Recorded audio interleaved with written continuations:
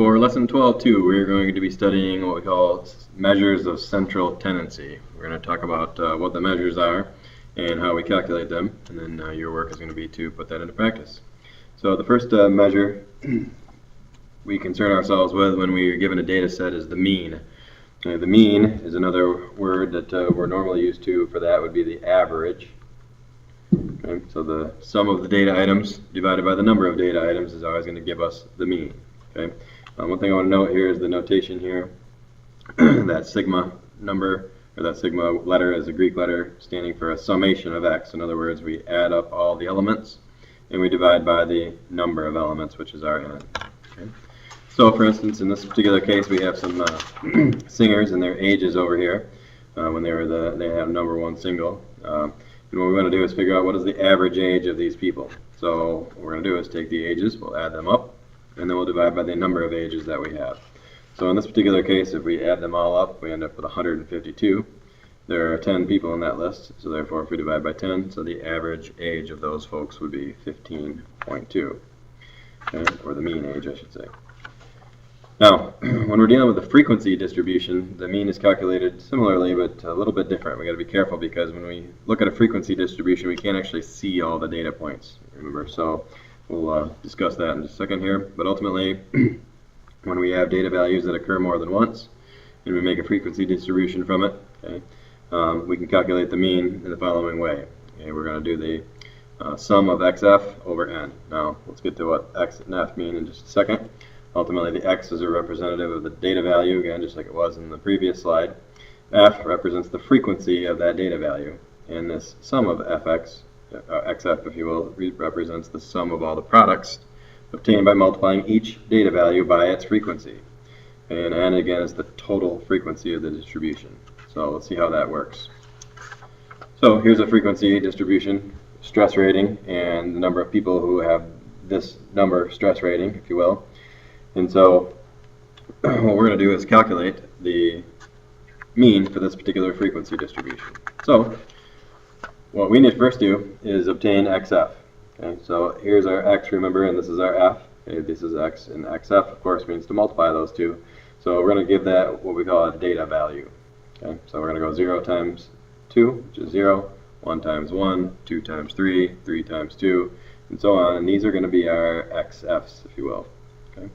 Now, what we're going to do to calculate, once we do that, is we're going to take the xf's and we're going to add them all up. So we're going to take this column over here that we have, we're going to add them all together, and then we're going to divide by n. Now, with n, we also have to be careful as well, because when we can't really necessarily see n from the data table. So we'll get to that in a second. So ultimately, the n here is 151 because remember, when we have a frequency diagram, this means that 2 people picked 0, 1 person picked 1, 3 people picked 2, 12 picked 3, and so on.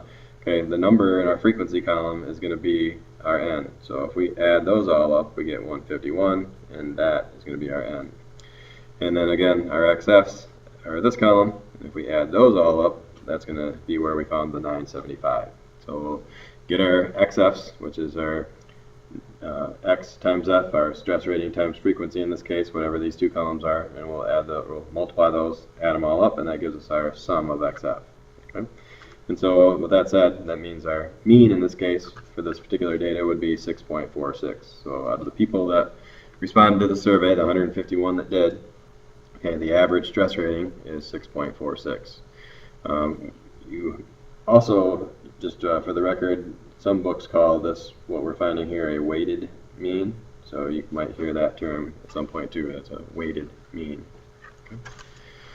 Now, another measure of central tendency would be what we call the median. Okay, the median is the data item that's in the middle of each set. Okay. Now, notice that if there's going to be a middle, there has to be some kind of rank or order to this data. Okay. So to find the median, what we want to do is arrange the data in order from smallest to largest. Okay, I would suggest an easy way to do that would make a stem and leaf plot. And you could just write them all in order if you wanted to, but making a stem and leaf plot puts them in order, as I mentioned in the previous section, so that you could easily find the middle number. Okay. A couple key points though: if the number of data items is odd, the median is the data item in the middle of the list. Okay. However, if the data items are even, okay, then the median is the mean of the two middle items. Okay. So let's take a look. we have, in this particular case, 1, 2, 3, 4, 5 data points. Okay? You can write them in order like they did down here, or in my case I said I would use a stem and leaf plot. If I organize my data as such, I would have 4, 8, and then 0, 5, 8, 90, 95, 98, 84, 88. And then from here I can count my leaves to get the middle one. I have 1, 2, 3, 4, 5 data points. 1, 2, 1, 2, the middle one, the third one, that's going to be my median, which is going to be 90. Okay. Had I added, let's say, 96 to this, then my stem and leaf plot would have been 4, 8, and then 0, 5, 6, 8. And notice this time with an even number of data points, we have 3 here and 3 here. The middle is actually essentially a space, if you will. It's the middle. There's 3 on one side, 3 on the other. Then we need to figure out what that is. So just like as advertised, we're going to find the middle two numbers, the 0 and the 5, if you will, which represent 90 and 95. And we're going to add those up and divide by 2. So in that particular case, our median would be 92.5. So notice with an odd number of, or an even number of data points, the median doesn't have to be an actual member of the set. Okay. All right. And the other method that we can use to find the median is using a position formula. Okay, the position formula tells us that the median is in the n plus 1 over 2 position. So in this case, we have 1, 2, 3, 4, 5, 6, 7, 8, 9, 10, 11, 12, 13 data points. Okay. And if we add 13 plus 1, that's 14, divided by 2, that means that we're going to be in the 7th position. Okay. So if we were to put these in order and then find the one that's in the 7th position going from smallest to largest, and they're already in smallest to largest, we count 1, 2, 3, 4, 5, 6, 7, and again that right there would be our median. Okay. Now kind of maybe a better use of the formula, if you will, would be when we deal with a frequency distribution, kind of like we had with our stress rating situation a minute ago. Okay, we know there's 151 data items in this table, and we want to find the middle one. So if we use the formula, we're looking for the one that's in the 76th position. Okay, so the 76th position. Okay, so if we're going to figure out where that is, okay, we can count, and if you count 2 plus 1, that's 3. 3 more would be 6.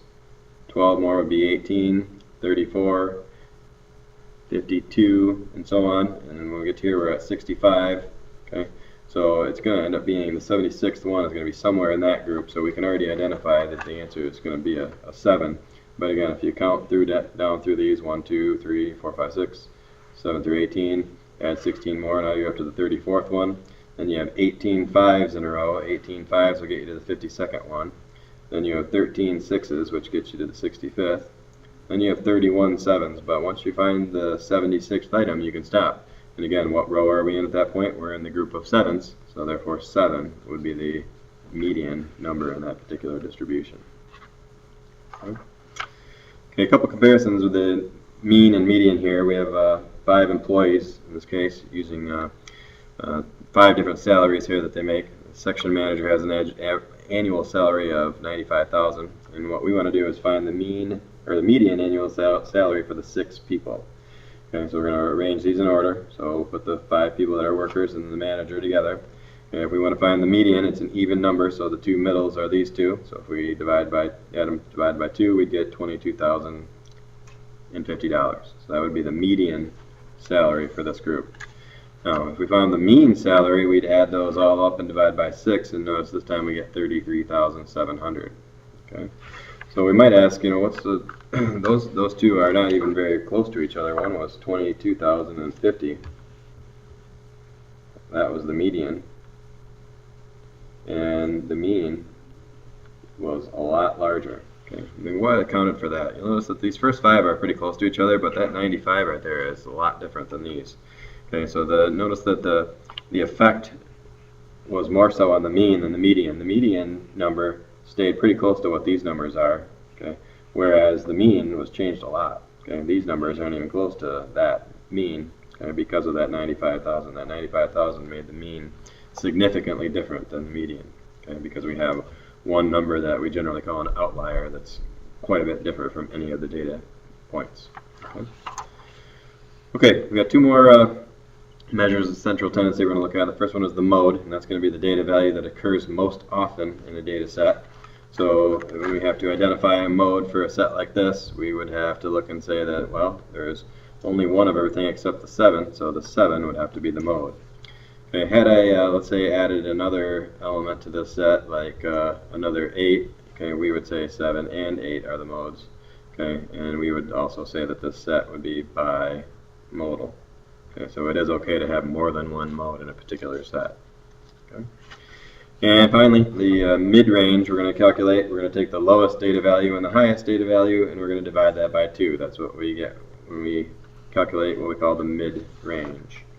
So when we look at the highest payroll in baseball and the lowest payroll in baseball, and we want to find the mid-range, we'll just add those two together, and we'll divide by 2.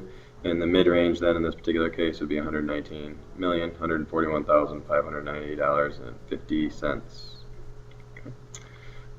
And that is it.